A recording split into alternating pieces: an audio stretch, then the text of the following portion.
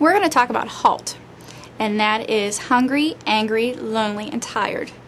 The reason why knowing what HALT is, and when you're experiencing these symptoms or feeling these states, the reason why that's so important is because then you can take control of it before it takes control of you.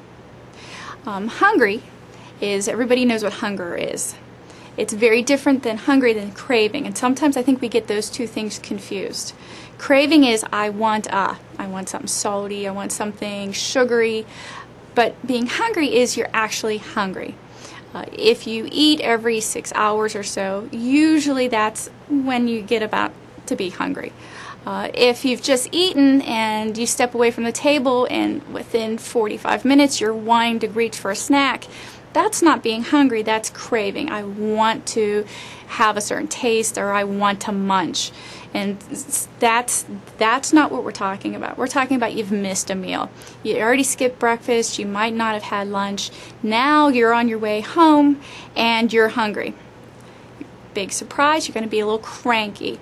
You're going to want the first thing you see when you come in the door, or you don't even make it home. You stop it through a drive-through or a convenience store and grab something that's in a shrink wrap container that's not most likely healthy for you.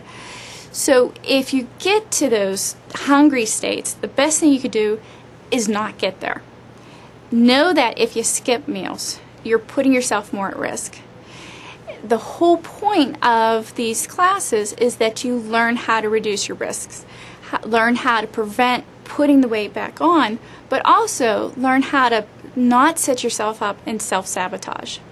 So if you don't let yourself get overly hungry, that you want to eat the first thing you put your eyes on, then you're much less at risk for going off your plan, eating things that you're not supposed to, or eating things that you really don't even like or want, but just because they're right there in front of you. Anger is an emotion that we're not comfortable talking about or experiencing.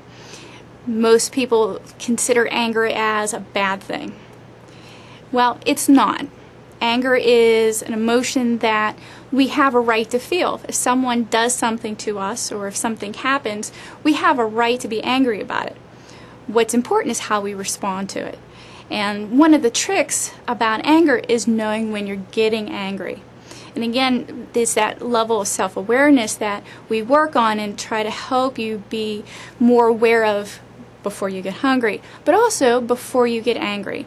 You can usually sense it coming on. If you catch it then and think, okay, what I'm getting angry about, is it a 1 or is it a 10? And if it's not a 10, then let's put it where it belongs. It's really only a 3. Okay? But if you're thinking it's a 10, how's that going to affect your whole day? And a lot of us try to just stuff our anger down. You know that you're not supposed to, bite somebody's head off, and you're not supposed to stuff it inside either. When you're angry, it generates energy, and you have to do something with it. So you could choose to do something constructive with it. Maybe go for a walk, clean your house and really take it out on the carpet. Do something that gets that energy and you spend that energy. It could be journaling, it could be prayer. Whatever it is that you do that you spend that energy. But if you stow it inside, then it just eats and festers. And that's when we tend to do a lot of our self-sabotage. Also, we don't want to take it out on others, especially those that are closest to us. So again, if we don't do something with that energy, it puts you more at risk for that. Lonely is not necessarily being alone in a room. You can be lonely when you're in a crowd. It's a state of being, it's a state of mind. And we know that there are times that we're going to be more lonely. And how you think about it, how you plan for that, plan for those times, whether that be an evening or a weekend or a holiday that we're not able to spend with family members like we usually do.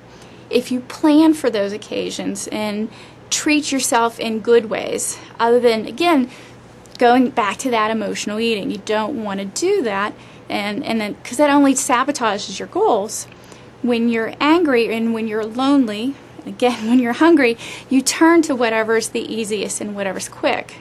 And so through planning ahead, preparing for different situations and different scenarios, you are able to stay better on your goals and weather the storms in a healthier way. And then tired. People don't respect how much being tired can affect you. And that's more than just having had a hard day. That's a good tired. Sometimes the tired I'm talking about is that you haven't slept well, and you haven't slept well for several days. That starts to wear on you. It starts to wear on your health. It suppresses your immune system, and the powers of sleep are wonderful. But when you're tired, and when you're experiencing any of the HALT symptoms, it intensifies your emotions and it shortens your fuse, so you're quicker to being angry, you're quicker for being sad. You're also quicker for reaching for that comfort food that you know that you don't really want to have, or that you don't even want, but you're just doing it to do it. And so when you're tired, you need to prepare for that. If you know you're going to be having a stretch of days where you're going to be coming home late, have some meals in the freezer. But again, it all talks about planning and thinking about and knowing yourself what's important.